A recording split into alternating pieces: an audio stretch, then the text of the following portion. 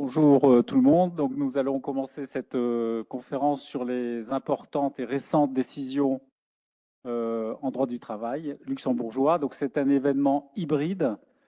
Il y a, je n'ai pas les chiffres en tête, mais environ 130 personnes qui suivent cet événement. Donc, une grande partie à distance et aussi une belle audience en présentiel. Ça fait toujours plaisir d'avoir aussi un contact direct avec les gens. Donc, je vous remercie de vous être déplacés malgré les fortes températures. Nous avons aussi en présentiel Maître Guy Castagnaro, que je remercie. Alors, un petit mot sur la genèse de cet événement. En échangeant avec Maître Castagnaro il y a 2 mois environ, euh, on a échangé sur les difficultés qu'avait un employeur d'une entreprise classique du secteur artisanal d'avoir toujours les bons réflexes en droit du travail, parce que c'est un droit à la fois très formel, avec beaucoup de règles écrites. Voilà, ça, c'est le Code du travail imprimé il y a peu de temps. Et c'est aussi un droit d'interprétation, un droit jurisprudentiel, donc avec beaucoup d'interprétation de ces règles. Alors, Maître Castagnaro a proposé donc de faire une sélection des décisions de justice pertinentes, des décisions de justice caractéristiques finalement des difficultés que peut rencontrer un employeur. Ceci à travers ces décisions, ces morceaux choisis. On va pouvoir déjà avoir les grandes tendances, les nouvelles tendances d'interprétation des juges, et puis aussi, bien sûr, se rappeler les grands principes à ne pas rater en tant qu'employeur. Maître Castagnaro, donc, beaucoup de personnes vous connaissent, mais je rappelle, et j'ai vérifié, ça fait 31 ans que vous êtes inscrit au barreau. Félicitations. Donc, vous êtes un des ténors du droit du travail luxembourgeois, vous avez même participé à la rédaction du Code du travail à l'origine. Et vous êtes aussi, en plus d'être ancré au Luxembourg, vous êtes aussi à l'origine d'une association internationale, une alliance internationale qui regroupe plus de 1500 avocats autour de 59 États, qui s'appelle Lus Laboris, donc avec vraiment une ouverture internationale. Et alors la particularité de l'étude Castagnaro, pour ceux qui ne le savent pas, c'est qu'ils sont non seulement spécialisés en droit du travail, mais en plus côté employeur. C'est-à-dire qu'ils ne vont défendre que des parties employeurs. Il n'y a aucun client salarié dans l'étude de Guy Castagnaro. Donc c'est tout ça pour éviter des conflits d'intérêts, et je trouve que c'est remarquable. Alors l'exposé, donc il est prévu normalement jusqu'à environ 17h30. Bon, ça peut dépasser un peu. Ensuite, il y aura une partie questions-réponses. Alors pour les questions-réponses, mon collègue, je pense Alain, je pense qu'il est là, il s'est dévoué d'office pour faire circuler un micro parmi vous. C'est important de parler dans le micro pour les gens qui sont à distanciel. Les personnes à distanciel, donc vous pouvez vous poser vos questions par chat, et je ferai une sélection des questions que je poserai en direct. Si on ne répond pas à toutes les questions, veuillez nous excuser. On verra si on pourra répondre ensuite par mail aux personnes auxquelles les questions n'ont pas été traitées. Le support donc sera envoyé à tous les inscrits aussi par mail, comme ça vous l'aurez sur votre boîte mail, et puis ceux qui sont à distanciel, vous l'aurez dès demain matin, je vais le faire. Pour ceux qui sont à distanciel, vous avez une option, donc vous avez un lot de consolation, parce que ceux qui sont en présentiel, il y a le verre de l'amitié, on pourra échanger, continuer à échanger. Ceux qui sont à distanciel ne pourront pas, mais il y a un lot de consolation, c'est qu'ils ont une traduction possible dans plus de 150 langues via WebEx. C'est, on m'a dit, en bas à gauche de l'écran. Voilà. Maître Cassidioro, c'est à vous. Merci.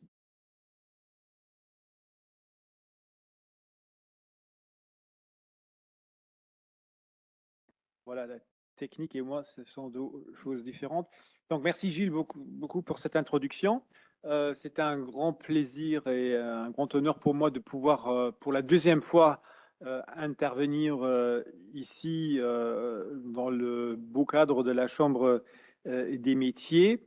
Cette fois-ci sur euh, des décisions de justice plus ou moins récentes en droit du travail. Donc, quand j'ai fait la sélection, parce qu'il faut toujours faire une sélection, et j'ai fait attention à ce que les décisions, les jugements, les arrêts soient en relation avec votre secteur, l'artisanat, construction, etc. Et donc, je vais éviter à vous présenter des jurisprudences qui touchent un secteur comme la finance ou le secteur bancaire ou d'autres secteurs. Donc, vous allez voir que ce sont des jugements qui traitent de sujets qui intéressent souvent et aussi sur base de mon expérience professionnelle, vos secteurs. Et puis, comme toute sélection, cette sélection est subjective. Donc, ce sont des jugements, des arrêts choisis, c'est-à-dire j'ai fait un choix, donc c'est subjectif. Et il se peut qu'il y ait d'autres décisions que dont vous avez peut-être pris connaissance, qui sont également peut-être intéressantes, mais que j'ai pas choisies. Donc, je m'excuse déjà maintenant. C'est une sélection subjective. Mais encore une fois, j'ai essayé de traiter un peu de tous les sujets d'actualité et aussi qui reviennent, des sujets qui reviennent régulièrement dans le cadre de votre pratique régulière et journalière. Donc là, ma présentation est divisée en trois parties. Tout d'abord, une première partie qui concerne le contrat de travail en tant que tel, la formation du contrat de travail. On va voir qu'il y a eu pas mal de nouveautés dans ce domaine et surtout une décision récente, même si elle vient du tribunal du travail, mais c'est quand même une première décision importante dans ce domaine en ce qui concerne les plateformes ou les travailleurs de plateformes, style Uber ou les livreurs, en l'occurrence, ce sont des livreurs de repas sur route. Donc la première partie sera consacrée au contrat de travail en tant que tel. La deuxième à la relation de travail, c'est-à-dire l'exécution du contrat de travail, rémunération, durée, heures supplémentaires, etc. Et la troisième partie sera consacrée à la fin du contrat de travail. Qui dit fin du contrat de travail dit bien évidemment licenciement. Quand est-ce qu'on peut licencier? Est-ce que quelqu'un qui est souvent souvent absent, est-ce qu'il peut faire l'objet d'un licenciement régulier, fondé ou non? Donc la troisième partie traitera de ce genre de sujet. Tout d'abord, en ce qui concerne la question de l'existence même d'un contrat de travail, une première affaire très intéressante, encore une fois, ce sont des affaires, ce sont des exemples, mais en fait, pourquoi je les ai choisis? Parce que ce sont des exemples ou des cas récurrents, donc qui viennent régulièrement. Ici, le requérant, le demandeur, était engagé sous forme de CDI, donc de contrat de travail à durée indéterminée, qui a été signé en date du 1er février 2018. Il a été nommé après gérant technique de l'entreprise donc le 20, ou plutôt avant, le 22 janvier 2018, donc c'était plutôt le 22 février 2018, il y a une petite erreur là dans le texte. Il était détenteur de 49% des parts sociales de la société de la SARL. Et puis, il y a eu, parce que c'est pour ça que c'est finalement le tribunal qui a été saisi, il y a eu un litige autour de la fin de la collaboration entre ce demandeur et la société. Et la question qui s'est posée et qui se pose dans ce cas de figure était, est-ce que le requérant, donc le demandeur, était un salarié ou est-ce qu'il était à considérer comme un indépendant? Pourquoi cette question est importante? Parce que la réponse à cette question va également déterminer la compétence, respectivement l'incompétence du tribunal du travail. Parce qu'un tribunal du travail n'est compétent que en matière de litige entre employeurs, entre entreprises, employeurs et salariés ou étudiants. Oui, il y a d'autres champs de compétences, mais pas, en tout cas, un tribunal du travail n'est pas compétent lorsqu'il s'agit d'un travailleur indépendant. Voilà. Et donc la question ici était celle de savoir si cette personne qui avait été engagée sous CDI, c'est-à-dire avec un contrat apparent, ce qu'on appelle contrat apparent, donc un contrat matérialisé, et qui détenait 49% des parts sociales, tout en étant également gérant technique, est-ce que cette personne doit être considérée comme un travailleur indépendant ou est-ce que cette personne peut être considérée comme un travailleur dépendant, respectivement un travailleur salarié. Donc, ici, quelle est la démarche d'un tribunal du travail dans ce cas? On regarde d'abord s'il y a eu un contrat de travail apparent, donc matérialisé sous forme de papier normalement ou non. Et donc ici, il y avait bel et bien un contrat de travail apparent qui précisait les tâches du salarié, qui précisait les tâches du salarié, qui fixait le lieu de travail habituel, le temps de travail, la rémunération, les avantages en nature et qui renvoyait aussi aux dispositions du Code du travail. Donc, dans ce cas-là, s'il y a un contrat de travail apparent, c'est-à-dire un contrat de travail écrit, on présume qu'il y ait un lien de subordination, c'est-à-dire il y a une présomption de salariat parce qu'il y a ce contrat de travail.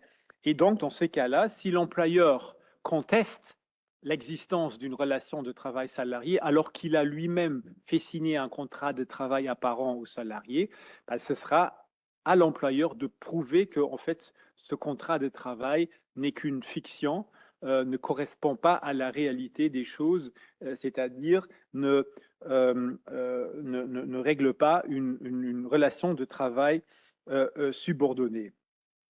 Donc, ici, donc la charge de la preuve, dans ce cas-là, s'il y a un contrat apparent et si le signal de subordination, le statut de salariat est contesté, c'est à l'employeur de prouver que malgré l'existence d'un contrat de travail apparent, le demandeur en question n'était pas un salarié. Pourquoi? Parce qu'il n'y avait pas de lien de subordination entre l'employeur et le demandeur en question. Et le lien de subordination, et on va le voir dans une affaire, dans l'affaire qui suit, qui est très actuelle, c'est quoi le lien de subordination? Le lien de subordination, c'est en fait le pouvoir, les trois types de pouvoirs qu'un employeur peut exercer sur un travailleur. Je dis travailleur, donc je ne dis pas travailleur dépendant ou indépendant, mais travailleur. Donc si s'avère que l'employeur exerce un pouvoir de direction sur cette personne, avec un pouvoir de contrôle et un pouvoir de sanction, donc trois sortes de pouvoirs, pouvoir de direction, c'est-à-dire dire à la personne ce qu'elle doit faire, comment elle doit exécuter ses prestations de travail, un pouvoir de contrôle, c'est-à-dire contrôler l'exécution de ce contrat de travail, et, in fine, un pouvoir de sanction, sanctionner cette personne si elle n'exécute pas bien ou mal ses prestations de travail. Dans ce cas-là, il y a un lien de subordination, ce qu'on appelle un lien de subordination, et il y a donc bel et bien l'existence d'une relation de travail salarié entre l'entreprise en question, respectivement l'employeur, et le travailleur, dans ces cas-là, le travailleur salarié et non pas le travailleur indépendant. Et dans ce cas-là, la conclusion, c'est quoi?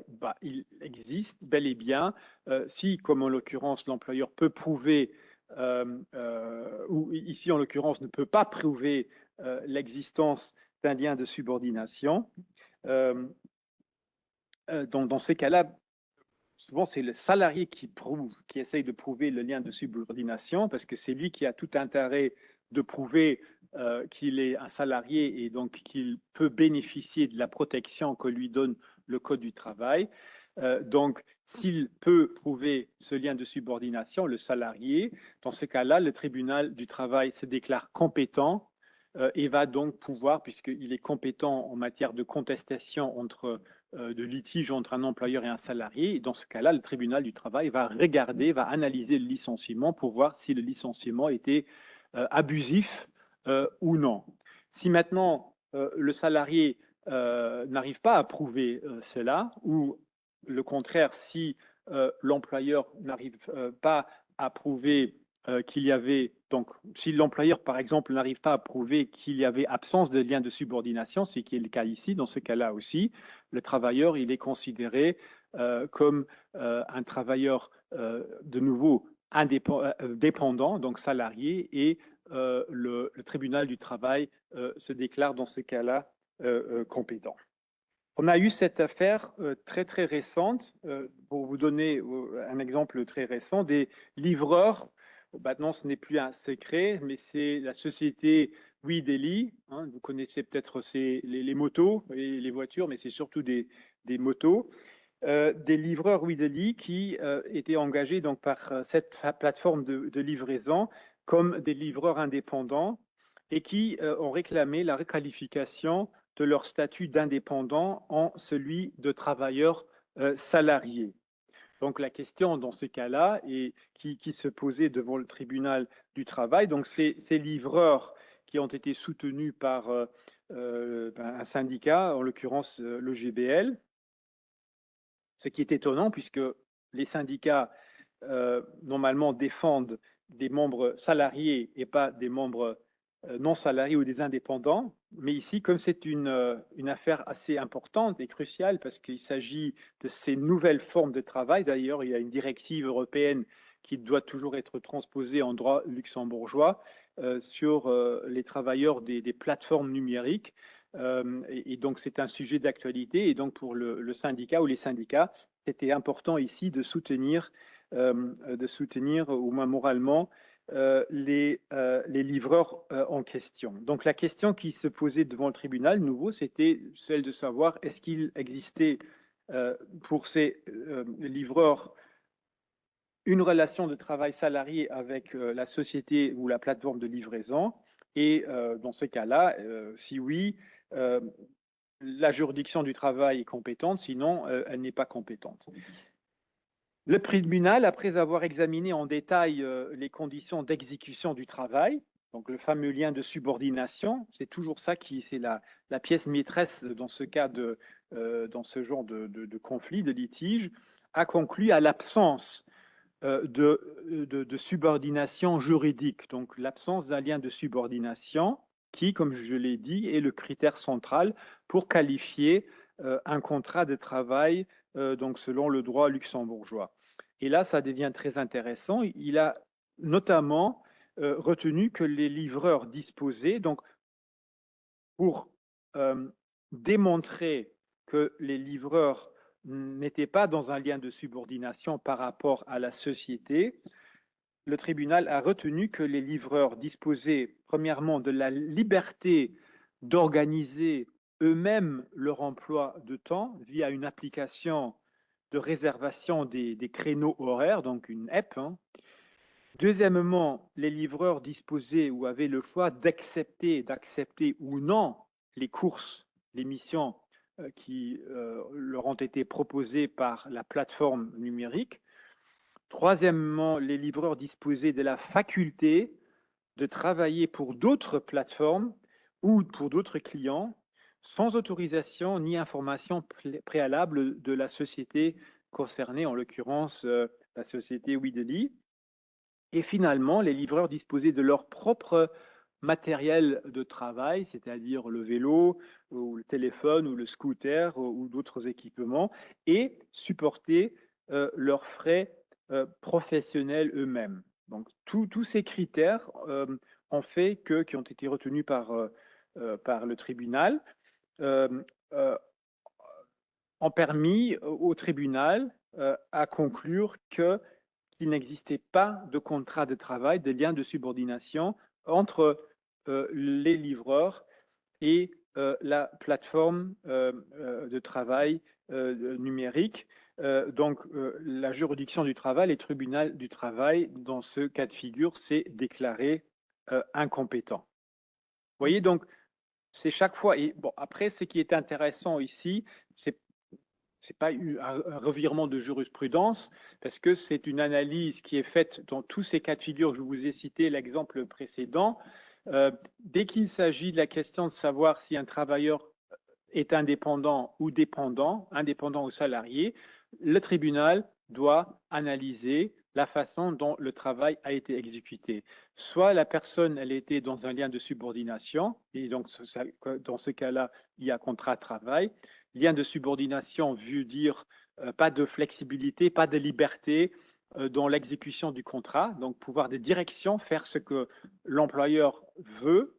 Deuxièmement, l'employeur sous le contrôle de l'employeur, l'employeur contrôle, et puis troisièmement, l'employeur sanctionne, soit par le biais de blâmes, d'avertissements oraux, par avertissements écrits, ou worst case, pire des cas, le licenciement. Donc ça c'est le.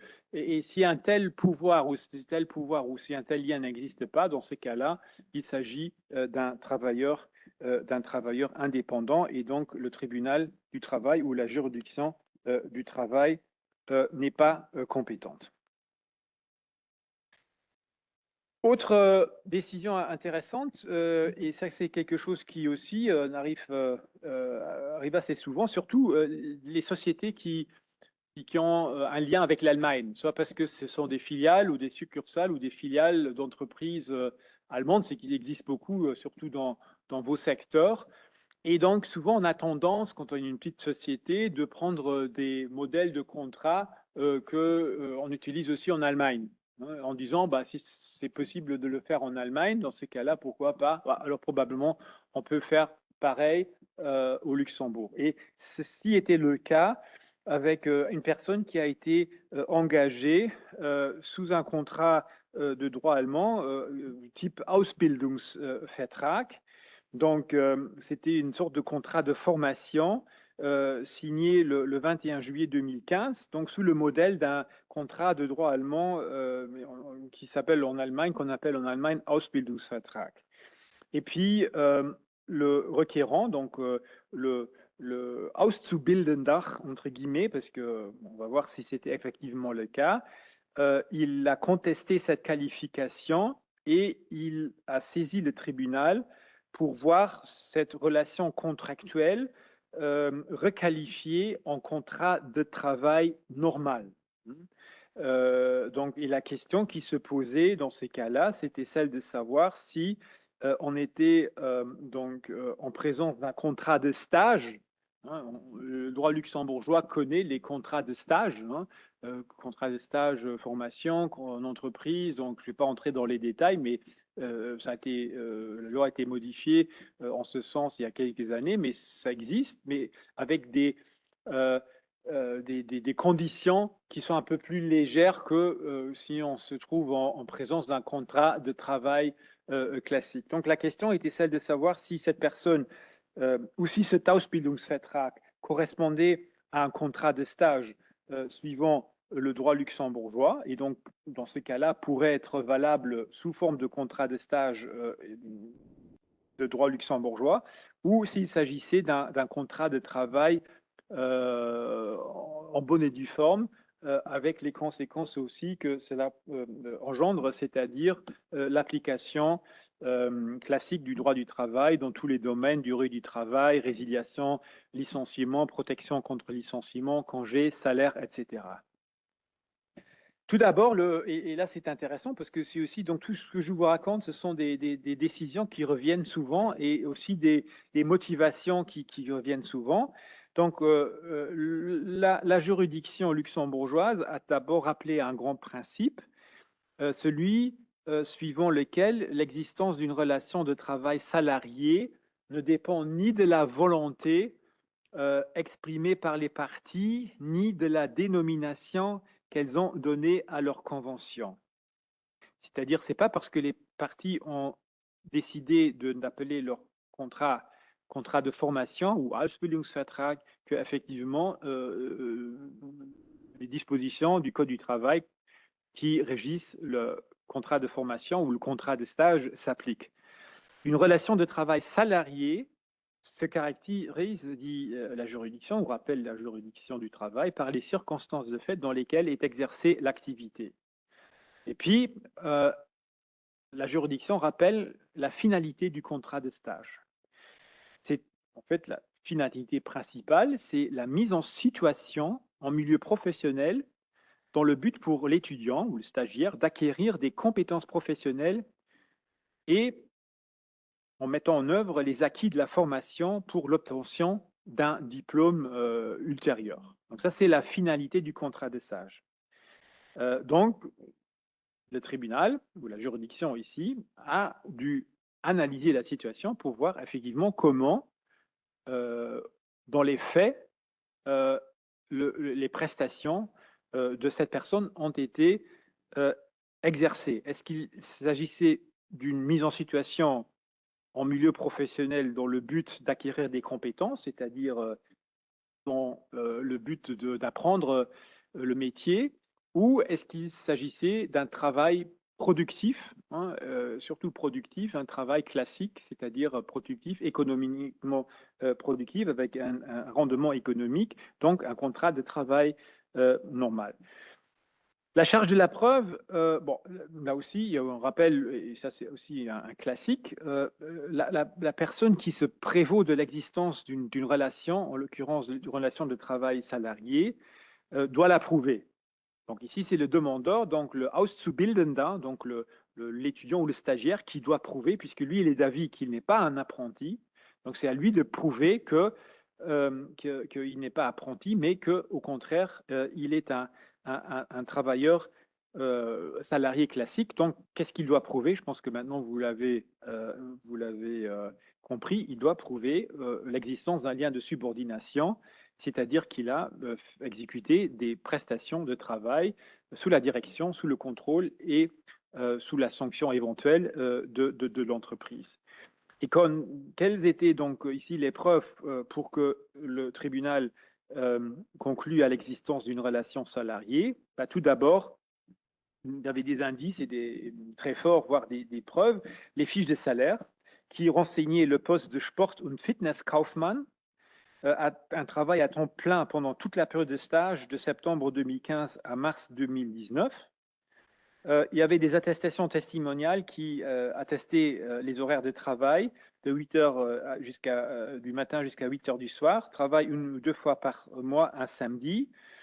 Il inclut donc un travail une ou deux fois par mois un samedi, et puis aussi une attestation du responsable de formation de la requérante, et pas de précision sur une éventuelle formation pratique. Donc il était clair qu'ici, en analysant les faits, que la personne en question ne suivait pas une formation, mais accomplissait un travail classique pour la société. Donc, elle était affectée à des tâches normales dans des conditions similaires à celles d'un salarié affectant de façon permanente à l'entreprise. C'était ça la conclusion de la Cour, de la juridiction de travail. Et l'employeur ne pouvait pas prouver le contraire, donc il n'apportait pas de précision sur la formation pratique ou sur les tâches à finalité éducative. Donc, l'employeur restait ou la société restait en défaut de prouver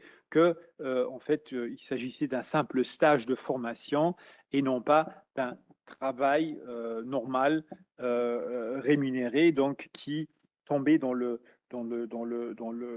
champ de travail ou dans le cadre normal et permanent de l'activité de l'entreprise.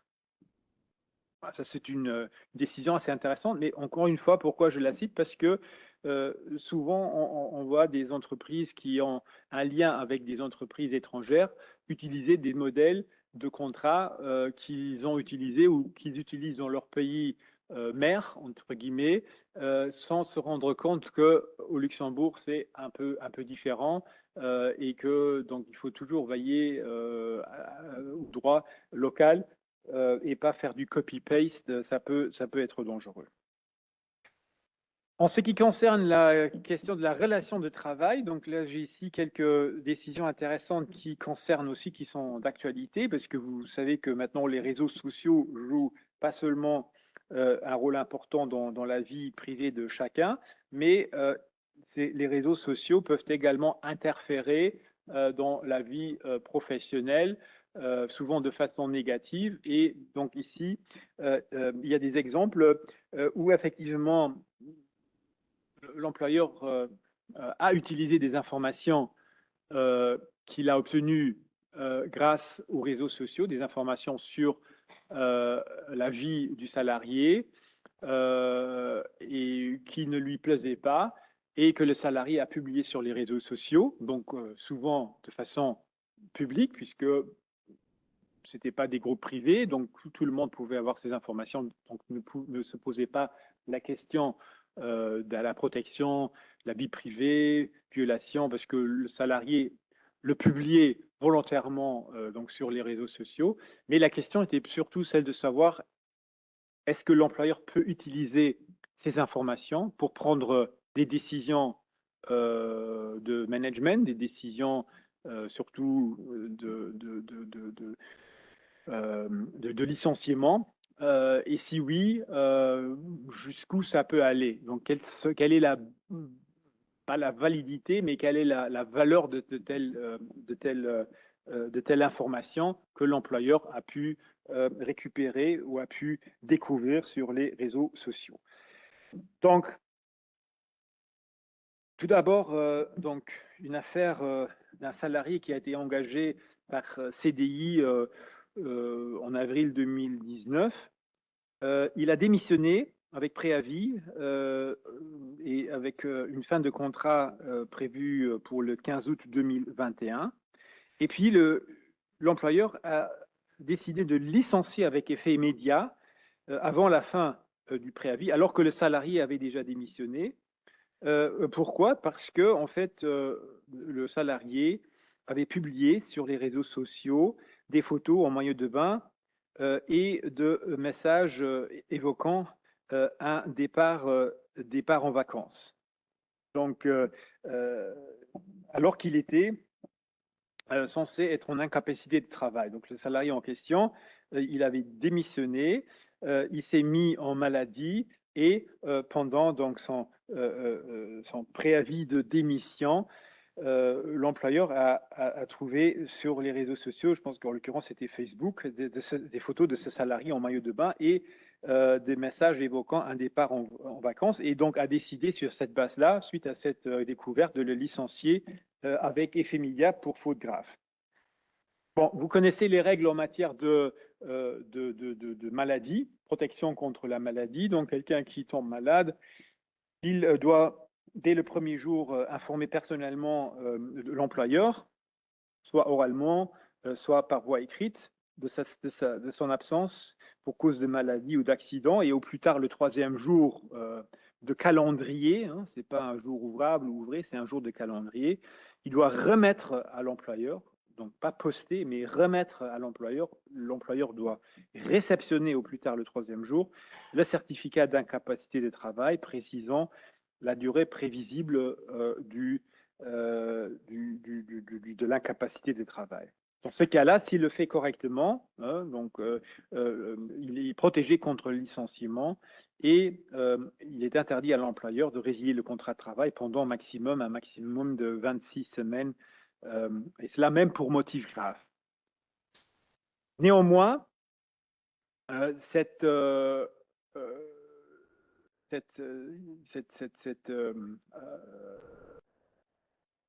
certificat médical vaut présomption simple d'une incapacité de travail. C'est-à-dire, ça veut dire quoi? C'est du terminologie juridique, mais c'est assez facile à comprendre. Présomption simple, c'est-à-dire cette présomption peut tomber. L'employeur peut faire tomber cette présomption en prouvant que, en fait, le salarié n'est pas malade. Donc, il peut si certaines conditions sont remplies, faire tomber cette présomption. Et donc, l'employeur apporter la contre-preuve de l'incapacité de travail par un faisceau d'indices. L'indice le plus connu que vous connaissez peut-être, c'est envoyer le salarié auprès d'un médecin de contrôle du choix de l'employeur, même auprès de 2 médecins de contrôle. Et donc, s'il y a 2 certificats qui disent qu'il est apte, il n'y en a qu'un seul qui dit qu'il n'est pas apte au travail, ben, c'est 2 contre 1, c'est comme au foot.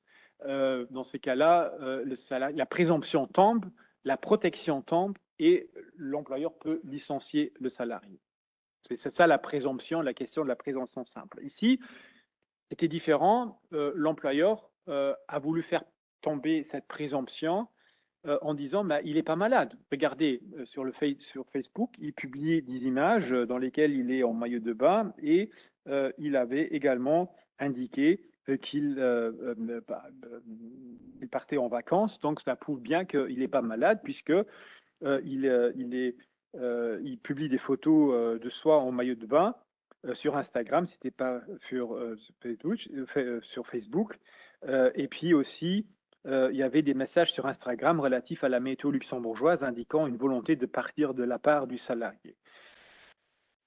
C'était les preuves apportées par l'employeur et malheureusement, donc le tribunal ou la cour a dit non, a dit que certes, c'est tout à fait possible de faire tomber cette présomption, mais il faut des preuves concrètes.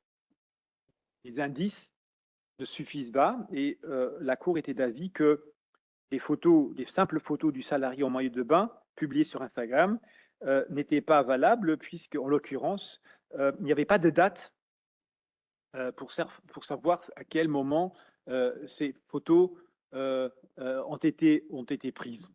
Ça, c'est la première explication. Et la deuxième, en ce qui concerne les messages sur Instagram relatifs à la météo, indiquant une volonté du salarié de partir en vacances, ça a également été rejeté par le tribunal, par la Cour, puisqu'il n'y avait pas de certitude que le salarié ait mis à exécution son projet de partir durant sa période d'incapacité de travail. Donc, la Cour a certes dit indirectement, oui, c'est effectivement possible de faire tomber cette présomption, mais ici, en l'occurrence, les preuves n'étaient pas suffisamment fortes pour faire tomber cette protection. Donc, le licenciement intervenu durant cette période d'incapacité de travail était donc abusif. Donc, il était donc oui. L'employeur n'a pas pu faire tomber cette protection, donc le licenciement était à considérer comme abusif. Une décision similaire, un salarié qui a été engagé à compter du 2 janvier 2020, il a été licencié avec effet immédiat en date du 3 août 2020. Et puis pareil, une incapacité de travail couvrait la période du 23 juillet 2020 au 6 septembre 2020. Mais a été donc raccourci par ce licenciement avec effet immédiat. Pareil, pourquoi? Parce que l'employeur était d'avis que la présomption d'incapacité de travail était tombée. Pourquoi? Parce que il s'est avéré que le salarié, la veille de sa mise en maladie, a récupéré ses affaires personnelles et a également publié des photos bizarres sur Facebook. Donc, la question était aussi celle de savoir si ces publications sur les réseaux sociaux et le fait que le salarié ait récupéré ses affaires personnelles la veille de son absence pour maladie, est-ce que cela pouvait être considéré comme une faute grave?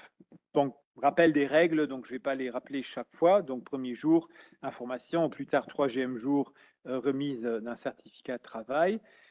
Présomption simple, ici, les preuves apportées par l'employeur.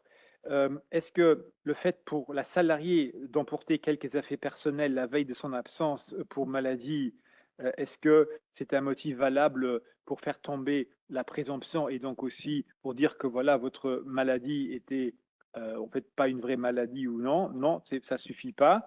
Et pareil, les photos postées sur Facebook, pareil, ont été considérées ou jugées comme pas, comment dire, insignifiantes, donc pas en relation avec le vrai problème. Donc là aussi, le licenciement a été déclaré abusif. Donc, ce qui est important de noter ici, c'est que l'employeur il peut faire tomber une présomption d'incapacité de travail, même en utilisant des publications que le salarié a fait sur Instagram ou sur Facebook ou sur d'autres réseaux sociaux, mais il faut que ça soit précis. Il faut qu'il y ait une date, il faut que ça soit en relation avec l'absence. Et après se pose aussi la question si, donc, c'est deux choses différentes, faire tomber la présomption d'incapacité de travail et dire que c'est une faute grave, parce que ce n'est pas nécessairement une faute grave de récupérer ses affaires personnelles la veille de son absence maladie. C'est peut-être pas, c'est peut-être bizarre, mais c'est peut-être pas non plus donc une faute grave ou une faute dans l'exercice des prestations du travail du salarié. Donc là, il faut toujours faire la différence entre euh, cette, le fait qui fait tomber une présomption qui fait tomber une présomption d'incapacité et après le vrai motif de licenciement qui peut être qui doit normalement être un autre motif. Prenons par exemple un employeur, il voulait de toute façon licencier un salarié pour des raisons économiques. Le salarié se met en maladie parce qu'il a compris, il a su ça avant, et puis il fait des posts qui en fait font tomber cette présomption. Dans ces cas-là, si les posts sur Facebook ou Instagram sont clairs et non équivoques, dans ces cas-là, la présomption tombe et c'est là que l'employeur peut le licencier pour les motifs économiques puisque la personne en question n'est plus protégée contre le licenciement. Voilà, c'est pas parce que pas nécessairement parce que euh, elle, elle triche sur sa maladie, c'est pas nécessairement un argument suffisant pour mettre un terme au contrat de travail. Donc, faut toujours faire attention. Parce qu'on peut aussi être, donc on a dans certains cas de figure, on a aussi le droit de sortir. Si vous connaissez, je ne vais pas vous citer les dispositions des statuts de la CNS, mais vous avez dans certains cas de figure, après certains délais, vous avez le droit de sortir. Vous avez le droit, parfois même le droit de faire du sport. Si votre médecin vous dit après le X jours, bah, vous pouvez sortir faire du sport, bah, vous faites un post sur Instagram où vous faites du sport, vous allez au lac d'Esch-sur-Sur, s'il appelle les algues vertes, vous allez au lac d'Esch-sur-Sur pour nager, vous postez ça. Après, ça ne veut pas dire que votre présomption d'incapacité de travail tombe. Donc, il faut faire très attention. Autre décision intéressante, il s'agissait d'une clause de remboursement. Une clause de remboursement, le cas de figure était, c'est vrai, c'est assez rare, mais c'est juste pour vous montrer que ce genre de travail existe et aussi parfois l'employeur qui investit de l'énergie et de l'argent pour embaucher quelqu'un. La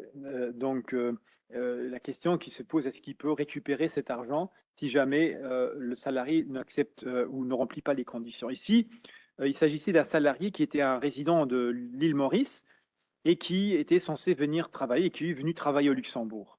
L'employeur, avant l'arrivée de ce salarié au Luxembourg, effectuait les démarches administratives ou toutes les démarches administratives nécessaires et prenait en charge les frais.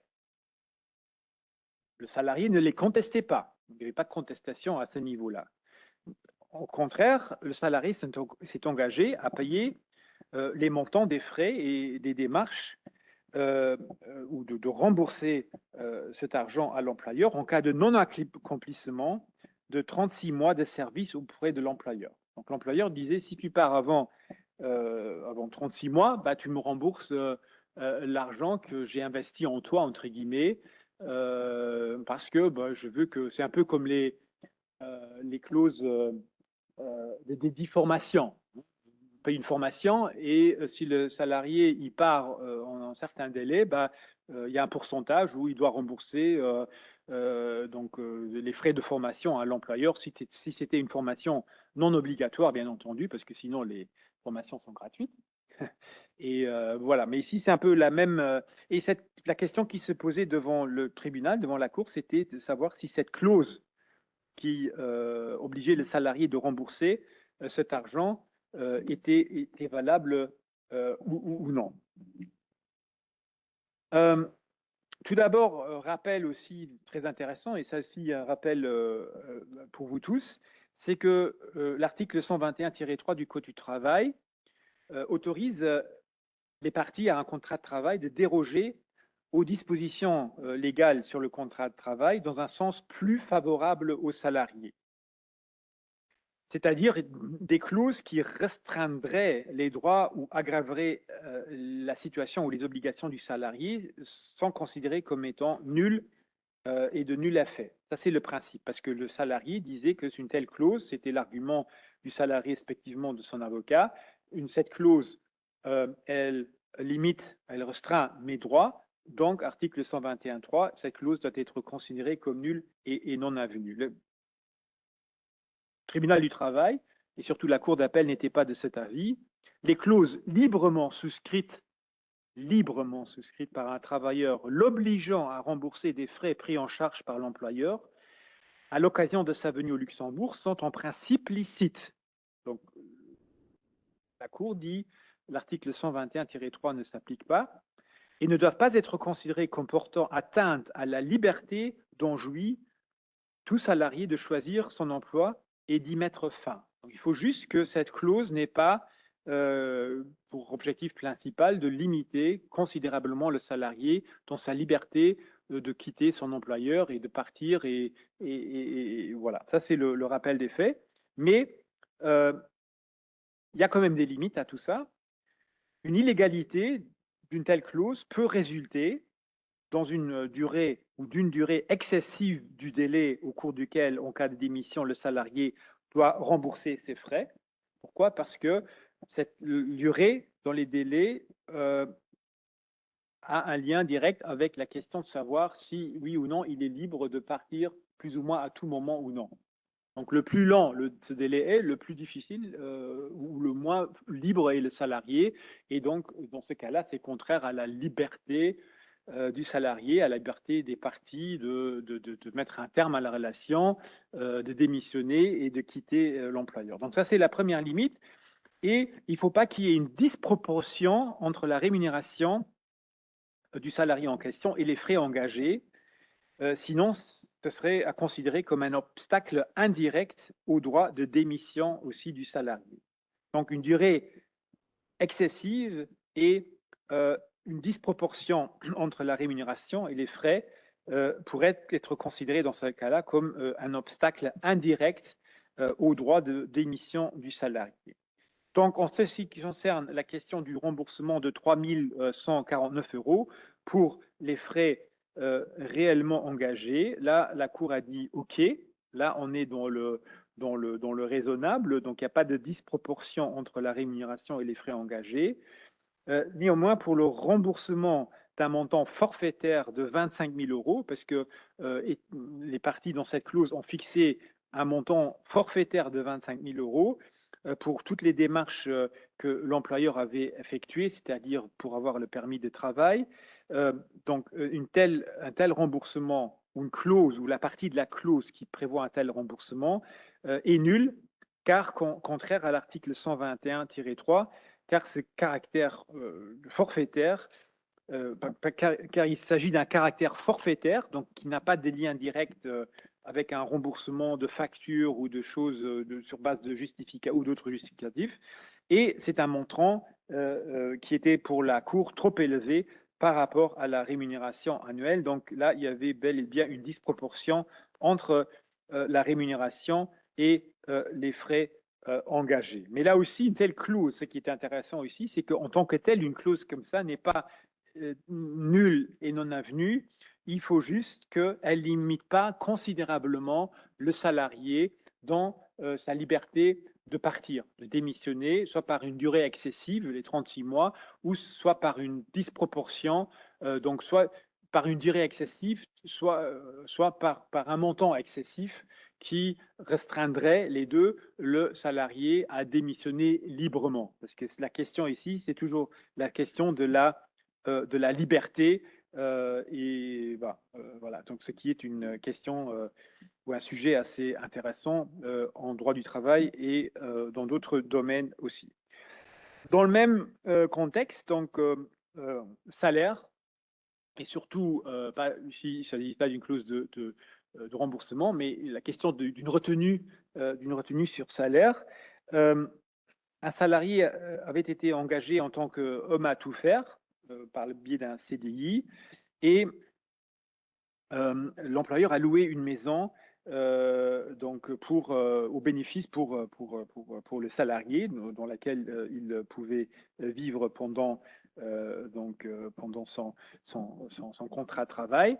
Et à côté, donc les parties, à côté du contrat du CDI, les parties ont signé un accord pour que les loyers et taxes communales soient compensés par les salaires. En disant, voilà, je te mets à disposition une maison, mais je te retiens tous les mois un montant X sur ton salaire qui équivaut au loyer et également aux taxes communales. Donc, mets à disposition une maison, mais je déduis de son salaire le loyer qui a été donc fixé entre les deux parties et les taxes communales.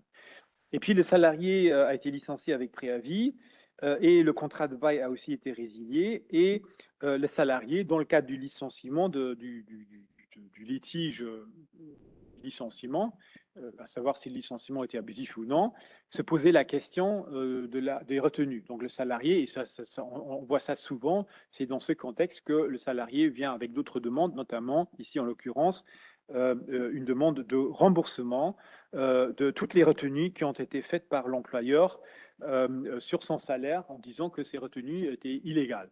Puis la question était de savoir est-ce que ces retenues, est-ce que l'employeur avait le droit d'effectuer ces retenues sur le salaire de façon mensuelle ou non.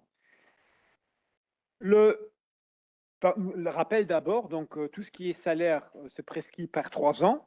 Hein, donc pour les actions en paiement des salaires, ça se prescrit par 3 ans. Il y a un délai de prescription de 3 ans. Et puis, en ce qui concerne les retenues sur salaire, l'article 122-3 du Code du travail limite les hypothèses et les conditions dans lesquelles les retenues, je parle bien des retenues sur salaire, sont opérées. Je ne parle pas des saisies sur salaire, c'est autre chose. Hein. Donc, les retenues, juste pour un titre de rappel, donc les retenues sont plafonnées, donc ne peuvent pas dépasser 10% du salaire mensuel, alors que les saisies donc sur salaire sont des saisies qui sont faites par un tiers, les retenues sont faites par l'employeur. Les saisies en raison d'une dette que le salarié a vis-à-vis de l'employeur, alors que les saisies sont faites à la demande d'un tiers qui demande via une procédure de justice à l'employeur de faire une saisie sur le salaire pour récupérer l'argent que le salarié doit à ce tiers. Hein. Là, on parle des saisies et là, c'est illimité. Là, ça peut être 0 à la fin du mois lorsqu'il s'agit d'une saisie. Mais si on parle de retenue sur salaire. Et les retenues sont régies donc par cet article et qui prévoit 6 cas différents dans lesquels des limites, des retenues peuvent être effectuées. Et cette limitation, elle est restrictive, c'est-à-dire c'est que dans ces cas de figure prévus par la loi que les retenues peuvent être faites. C'est en cas d'amende encourue par les salariés en vertu du Code du travail, des amendes, ce n'est pas le cas, réparation d'un dommage causé par la faute du salarié, accident de voiture où le salarié est fautif, hein, des fournitures faites aux salariés. Là aussi, si c'est des vêtements de travail, sauf si les parties ont convenu autre chose dans le contrat de travail, une retenue peut être faite. Des outils ou instruments nécessaires au travail et de l'entretien de ceux-ci, pour ça aussi, peut y avoir des retenues. Des matières ou des matériaux nécessaires au travail et dont les salariés ont la charge. Et puis les avances faites en argent. Les avances faites en argent, c'est-à-dire l'employeur avance une partie du salaire exceptionnellement aux salariés. Donc, dans ces cas-là, il peut faire des retenues ultérieurement sur le salaire, mais maximum 10% du salaire mensuel, pas plus. Voilà. Cette règle, donc, de l'article 224-3, dit la Cour, est édictée dans un souci de protection du salarié visant à assurer une disponibilité absolue de son salaire et cette règle est d'ordre public. D'ordre public, c'est-à-dire on ne peut pas y déroger, même d'un commun accord, c'est-à-dire même si les parties sont d'accord, donc s'il y a un accord, ce qui est le cas ici, entre le salarié et l'employeur pour faire cette déduction, comme c'est d'ordre public, quelque chose qui est d'ordre public, on ne peut pas d'un commun accord y déroger. Si c'est d'ordre public, même avec l'accord avec l'employeur, il dit oui, mais regardez, là, le salarié il était d'accord. Peu importe, il aurait pu mettre 3 ou 4 fois sa signature. Comme c'est contraire à une disposition d'ordre public, dans ces cas-là, il y a un tel accord est considéré comme s'il n'avait pas jamais été conclu. Donc la convention prévoyant la compensation entre la rémunération du salarié et les créances de l'employeur et du bailleur pour les loyers et les taxes communales n'est pas valable, car cette hypothèse, ce cas de figure, n'est pas prévu dans la liste que je viens de vous citer, la liste qui est contenue dans cet article 224-3 du Code du travail. Donc les retenues opérées étaient irrégulières, donc nulles, et donc sujettes à restitution aux salariés. Après, l'employeur peut essayer par un autre biais de récupérer cet argent, mais en tout cas pas par le biais, il faut qu'il fasse une demande conventionnelle, ou il faut éventuellement qu'il s'adresse à un tribunal civil pour réclamer. Il va récupérer un jour, si le salarié, ça le problème, hein, parce que c'est plus facile de le retenir directement sur le salaire que de courir après, une fois que le salarié n'est plus salarié de cette entreprise, et c'est pire s'il n'est pas un résident au Luxembourg, vous allez chercher l'argent dans le pays de résidence, en France, en Belgique ou en Allemagne, et là il faut engager des frais, il faut engager un avocat, et donc là l'employeur il va se dire après ça va être zéro rendement puisque je payerai plus de frais que l'argent qu'il me doit, et il va laisser tomber. Donc c'est pas toujours évident. Je regarde juste l'heure. Est-ce qu'on est bon encore? 10 minutes, ça va, c'est parfait.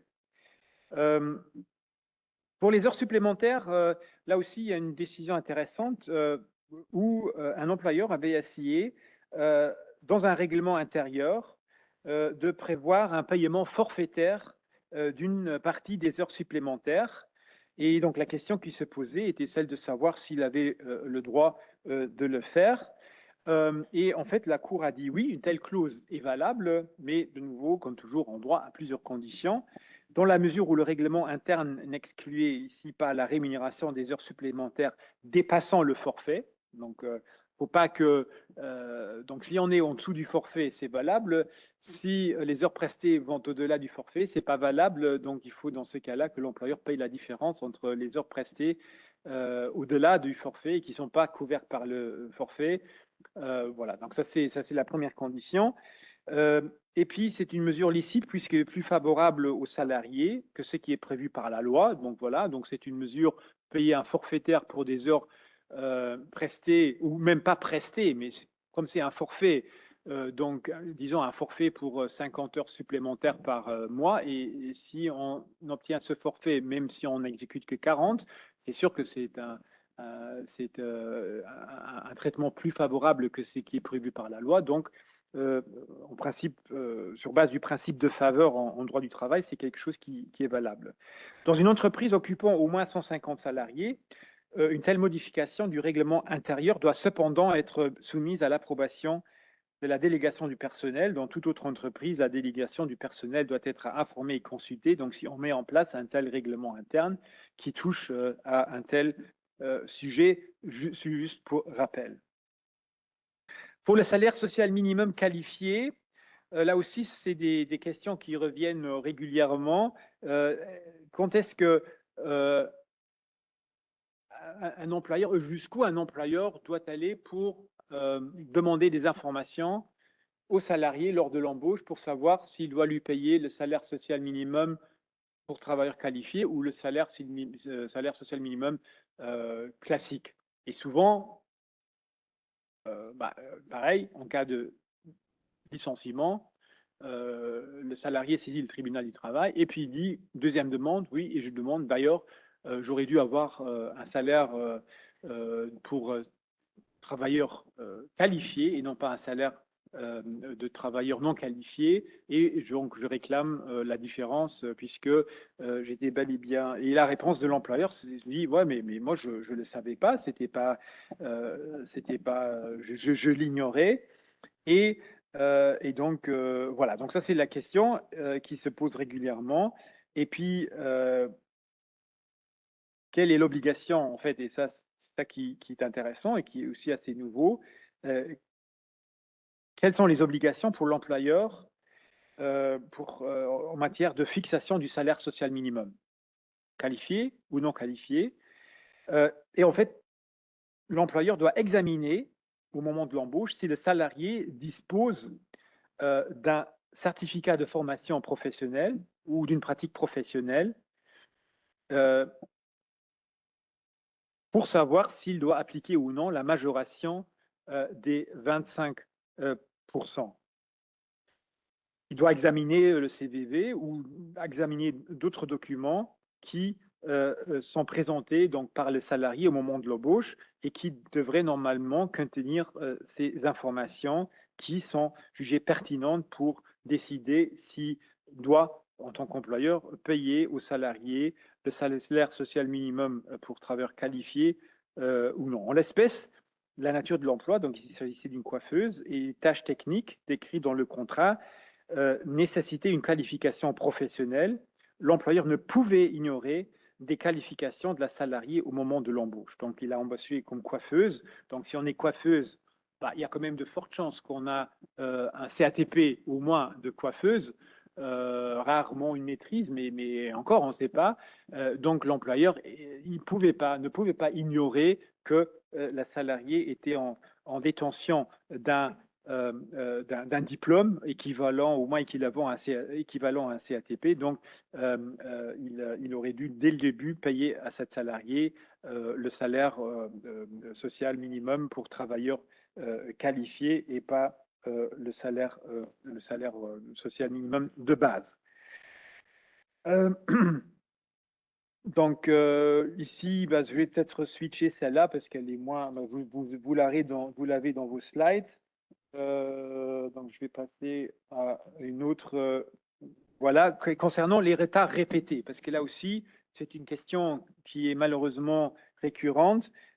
C'est celle de savoir si un salarié, donc s'il fait état de retard répété sur le travail et lors de missions chez des clients, si c'est un motif suffisant pour mettre un terme avec effet immédiat à son contrat de travail. Et puis si aussi c'était autre chose, l'employeur, qui est un autre élément important, l'employeur a également dans la lettre de licenciement reproché aux salariés d'avoir consulté la délégation du personnel pour savoir si l'employeur avait le droit, je pense qu'on va le voir dans quelques instants, donc l'employeur a consulté la délégation du personnel, le délégué du personnel, ce que l'employeur lui reprochait aussi dans la lettre de licenciement. Donc, licenciement pour faute grave, donc la faute grave, donc suivant le Code du travail, c'est celle qui rend immédiatement et irrémédiablement impossible la continuation des relations de travail, dans la mesure où elle était de nature à ébranler la confiance entre les deux parties. Et donc, la question qui se posait était celle de savoir si des retards fréquents et importants dans le cadre d'une mission auprès des clients, mais également des retards sur lieu de travail, donc 15 minutes, voire jusqu'à 1 heure, étaient suffisamment graves pour ébranler la confiance de l'employeur et de justifier un licenciement avec effet immédiat. La réponse de la Cour était non. Pourquoi? Il n'y avait pas d'avertissement, donc il n'y avait eu pas de sanction antérieure prise par l'employeur, sauf un petit rappel à l'ordre dans le passé. Et puis, ces retards lors de la reprise avaient lieu lors de la reprise de travail du salarié en question suite à une période d'incapacité de travail. Et l'importance des retards n'était pas suffisamment établie par l'employeur et il n'y avait pas eu, comme je l'ai dit, d'avertissement qui ont été faits à la salariée avant cette décision définitive de rompre la relation de travail avec effet immédiat. L'autre élément, le fait qu'elle a consulté la délégation du personnel, ce qui lui a été reproché pour évoquer une éventuelle adaptation des horaires, l'employeur est établi qu'il s'agissait d'un acte d'insubordination. Et bien entendu, bon, ce n'est pas très étonnant, mais c'est quand même assez rare comme motif de licenciement. Le tribunal a estimé qu'il s'agissait en l'occurrence pas d'une faute grave et que, en fait, et ça c'est un petit rappel aussi, un salarié a le droit de s'adresser à la délégation du personnel pour des sujets pas seulement collectifs, mais également des sujets ou des litiges de nature individuelle. Donc, l'employeur ici, donc en tout cas, c'était l'avis de la Cour, le fait de consulter la délégation du personnel ne pouvait pas être considéré comme un acte d'insubordination vis-à-vis de la salariée, vis-à-vis de l'employeur. Donc, le licenciement pour faute 4 avait été déclaré abusif. Dernière décision, c'est un salarié qui a été victime d'un accident de travail et puis il a été absent. Donc l'accident de travail a eu lieu le 19 août 2016 et il y a eu des absences jusqu'au 20 janvier 2017, donc presque 6 mois. Et ces absences ont trouvé leur origine, bien entendu, dans l'activité professionnelle du salarié, respectivement, suite à l'accident de travail en question. Et puis, il y a eu des absences répétées durant l'année 2018 et un licenciement avec préavis le 11 décembre finalement 2018. Et la question était celle de savoir si les absences de 2018 pouvaient encore être considérées comme ayant trouvé leur origine dans l'activité professionnelle. Donc, s'il y avait encore un lien entre ces absences et l'accident en question. Et la réponse, vous imaginez bien, était oui, effectivement, donc, parce que le salarié, en l'occurrence, a pu prouver l'origine professionnelle des absences pour raison de maladie, donc qui était liée à son intervention chirurgicale, qui, elle, était liée au premier accident ou à la première opération à la suite de l'accident. Et donc, le salarié a pu prouver tout cela. Donc, dans ces cas-là, l'absentisme, c'est ça qui est important. Donc, vous savez qu'au Luxembourg, on peut licencier un salarié pour un absentisme répété ou prolongé. Il faut juste que, donc c'est totalement possible. Après, il n'y a pas de règle. Je dis toujours, sur les derniers 12 mois, si on peut établir que le salarié était en maladie pendant un tiers du temps, ça devrait suffire. Après, la question est toujours celle de savoir si l'employeur doit prouver que cette absence a perturbé le bon fonctionnement de l'entreprise ou non. Vaut mieux le prouver, vaut mieux le mettre dans la lettre de motivation que mettre rien du tout. Parfois, ça se présume. Il y a des tribunaux qui disent oui, une absence de 3 mois ou de 4 mois successifs, ça présume une perturbation du bon fonctionnement de l'entreprise. Il y a d'autres tribunaux ou d'autres juges qui estiment qu'il faut quand même le prouver en quoi cette absence prolongée a perturbé le bon fonctionnement de l'entreprise.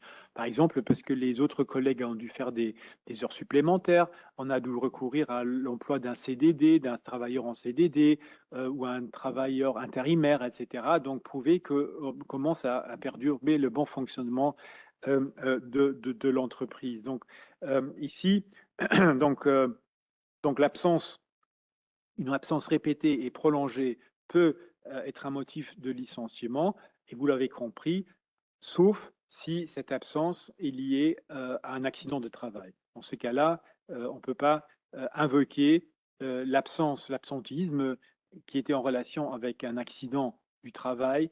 On ne peut pas utiliser cette absence ou cet argument comme un motif de licenciement. Ce n'est pas nouveau, mais ça a encore été confirmé par un arrêt de la Cour supérieure de justice, de notre cour d'appel. Et voilà, j'ai fini avec un peu de retard, mais merci pour votre attention et je suis dispo pour toutes sortes de questions ayant trait à une des décisions ou plusieurs décisions que je viens de vous présenter.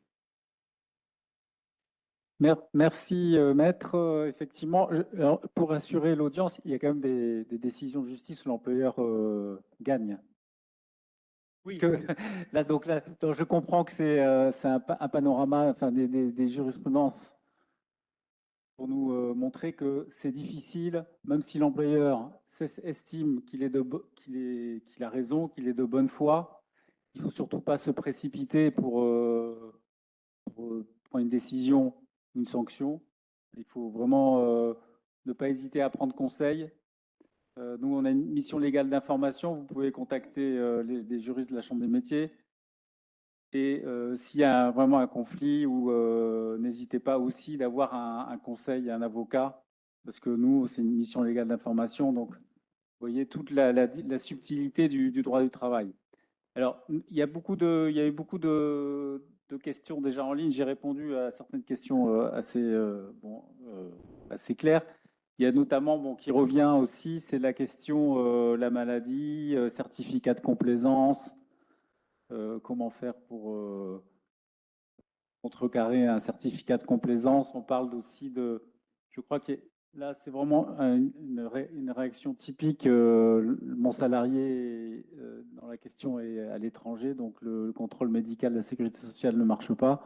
De toute manière, ça n'a aucun effet en droit du travail. Donc peut-être, Guy, vous pouvez répondre 2 minutes, et puis après, Oui, bien sûr. s'il y a des questions, levez la main. Bon, il y a la théorie et la pratique. En théorie, on peut faire ce que je vous ai dit. Donc, on voyait en tant qu'employeur le salarié chez médecin de contrôle de votre choix. Puis, c'est un deuxième médecin parce qu'il faut deux contraintes. Donc, il faut avoir deux certificats qui disent qu'il est apte à travailler contre un certificat qui dit qu'il est inapte, donc celui du salarié. Et donc, comme ça, on fait tomber la présomption. Et dans ce cas-là, la personne est licenciable, mais ça ne veut pas dire qu'elle peut être licenciée à cause de cela. C'est deux choses différentes. Donc, elle est licenciable et là, la protection tombe et on peut la licencier, mais il faut des raisons, il faut des motifs pour la licencier. Après, donc ça c'est la théorie. Après, parce que moi aussi je suis employeur, donc j'ai les cas aussi.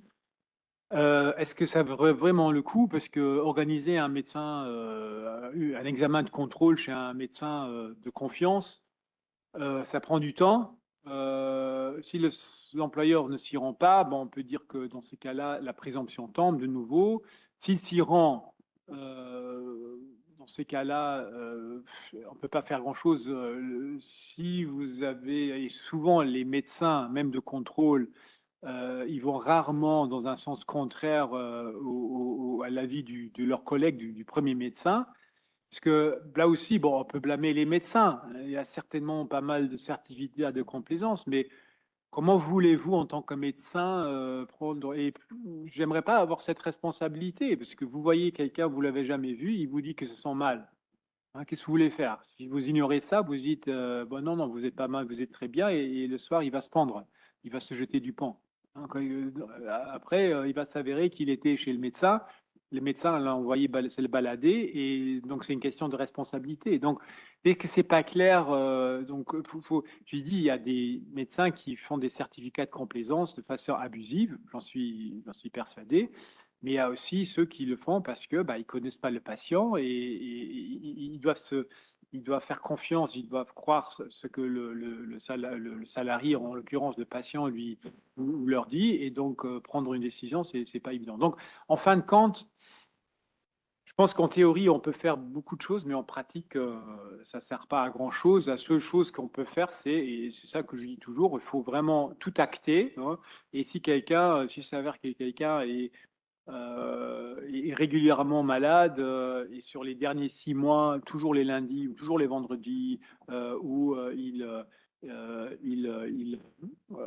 est malade vraiment en tout pendant une période très importante, on peut toujours le licencier pour absentéisme régulier, et aussi prolongé.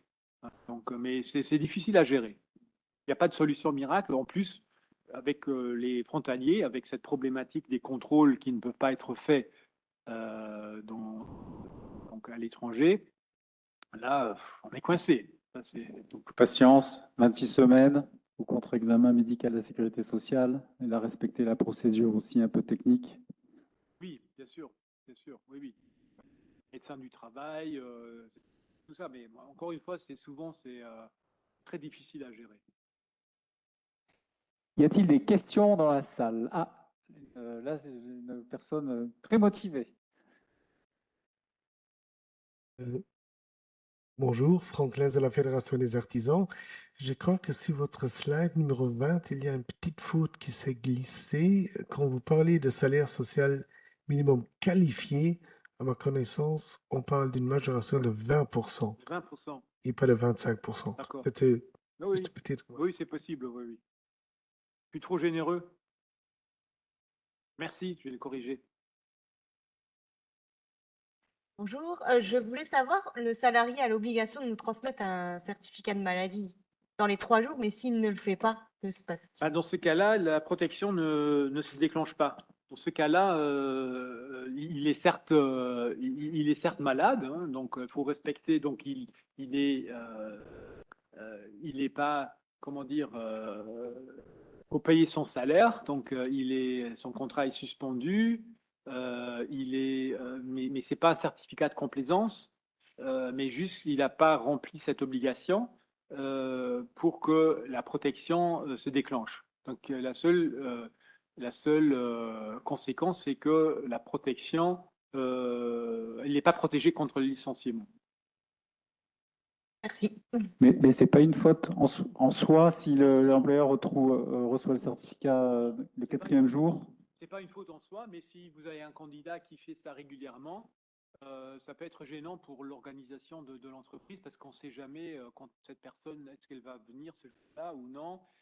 Si elle fait ça, donc c'est toujours bien si ça arrive une fois, bon, ça peut arriver, ça se reproduit, on peut toujours faire un avertissement en disant voilà, on vous rappelle les règles, en matière de remise des certificats de maladie, et si ça continue, dans ce cas-là, on pourrait éventuellement le licencier un jour.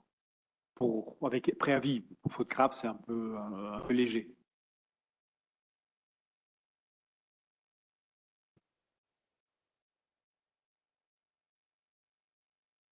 Que madame, parce que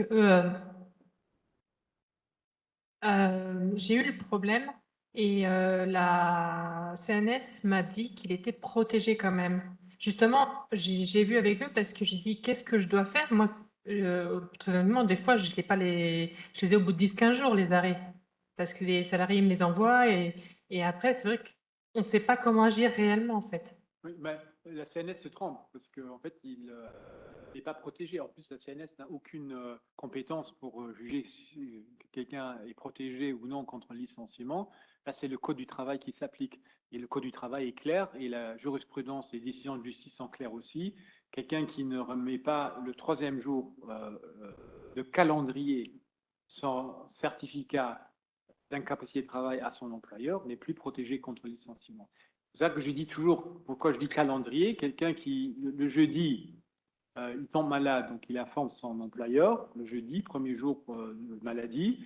Donc le 3e jour de calendrier, il doit remettre le certificat à son employeur. Imaginons que le samedi n'est pas un jour ouvré. Donc le 3e jour, c'est quoi? C'est de calendrier. Donc c'est jeudi, c'est vendredi, c'est samedi. Et samedi, les bureaux sont fermés.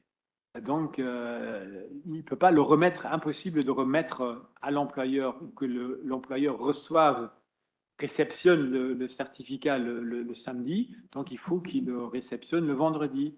On ne peut pas dire comme le samedi et le dimanche sont des jours non ouvrés, le délai est suspendu jusqu'à lundi, ça ne marche pas. Donc le dimanche compte aussi. Le dimanche compte. Et s'il envoie par photo ou par mail, ça marche? S'il peut prouver que l'employeur l'a reçu, donc si l'employeur dit OK, d'accord, bon, pour acceptation, ou parce qu'il y a des emails, on peut, ou par WhatsApp, ça peut marcher, oui, effectivement. Par WhatsApp, l'exemple WhatsApp avec la marque bleue, comme quoi l'employeur. Et après, il faut aussi que l'employeur soit la bonne, parce que l'employeur, si c'est un employeur, un artisan, un chef d'entreprise, voilà, c'est une entreprise de 3 personnes et l'employeur, c'est le chef qui le reçoit, c'est bon. Après, si c'est une grande entreprise, il faut savoir à qui on l'envoie. Si on l'envoie à la réceptionniste et si elle n'est pas prévue pour réceptionner ce genre de document, ça vaut rien. Mais théoriquement, oui, il faut juste que le salarié prouve que l'employeur l'a bien reçu dans le délai. Ce n'est pas à l'employeur de prouver le contraire, c'est à lui d'abord de prouver qu'il a bien remis à l'employeur. D'accord. J'ai une deuxième petite question. Vous parlez depuis tout à l'heure d'avertissement, de licenciement. Dans le droit du travail, il n'y a rien entre les deux, on est d'accord? Non.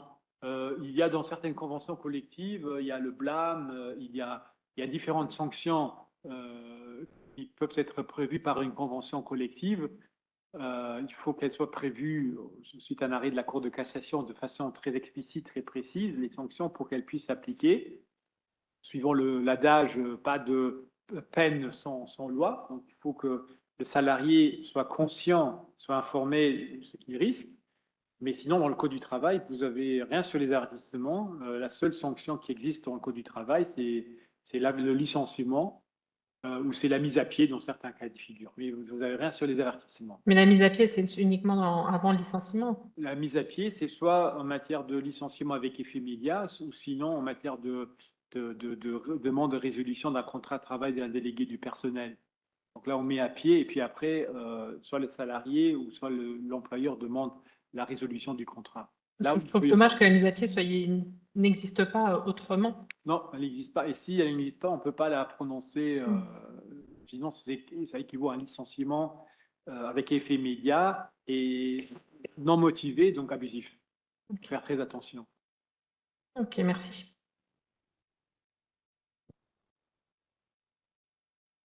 Est-ce qu'il y a encore des questions? Ici, en matière de licenciement, le salarié qui est là, qui dit, j'ai écrit un WhatsApp, je suis ce matin chez le médecin. Oui, plus de nouvelles. Après 8 jours, le patron licencie pour absence non justifiée. Quelques mois plus tard, via avocat, le salarié transmet une pièce, un récépissé de la poste allemande avec un code barre, comme quoi ce jour-là, il aurait posté une lettre.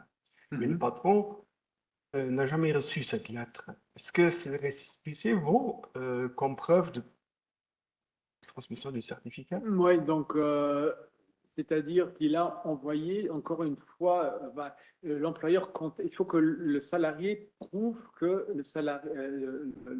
l'employeur a bel et bien réceptionné. Si l'employeur dit que j'ai rien reçu, ce sera difficile pour le salarié. Ouais. À mon avis, déjà dans les délais, donc c'est la question du délai, et puis aussi en tant que tel. Donc après, il faut voir si l'adresse était exacte. Mais il faut que le salarié fasse tout pour que l'employeur réceptionne le certificat.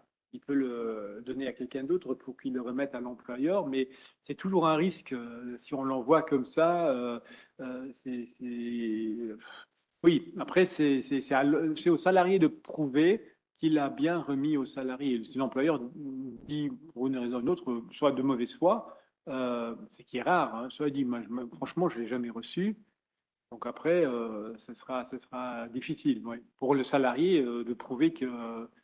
Après, ça peut être la poste aussi, hein, qui a perdu le courrier en question, mais aujourd'hui, c'est assez rare. Si ça a été envoyé par courrier recommandé, on peut faire un tracking et on voit très bien où est parti le courrier recommandé. Mais c'est toujours c'est gênant.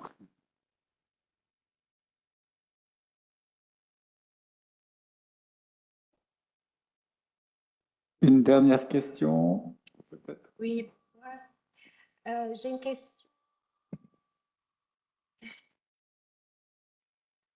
Si le salarié est hospitalisé, dans ce cas-là, dans combien de jours il a le droit de remettre le certificat Ouais, dans de ces cas-là, limite je ne connais pas ça par cœur, mais il a une semaine, ou 8 jours, hein, c'est une semaine, oui, pour le remettre. Donc là, il a un délai plus lent. Du coup, le délai de 3 jours n'est pas respecté. Alors, s'il va remettre ce certificat, donc le patron, il pourra pas le licencier ni rien faire. Non, mais s'il a 8 jours, donc il a 8 jours pour remettre le certificat dans ce cas-là. Donc là, l'employeur ne peut rien faire pendant j'ai dit, il est protégé. Il doit attendre que, et s'il le fait, je pense que le licenciement sera considéré comme nul et non avenu. D'accord. Merci. Très bien, on va clôturer la séance. Un grand merci, maître. Merci à vous. Merci beaucoup. à tous. Merci aux participants. Merci aussi en interne à l'IT qui m'a beaucoup aidé. Et au plaisir d'échanger autour d'une boisson rafraîchissante.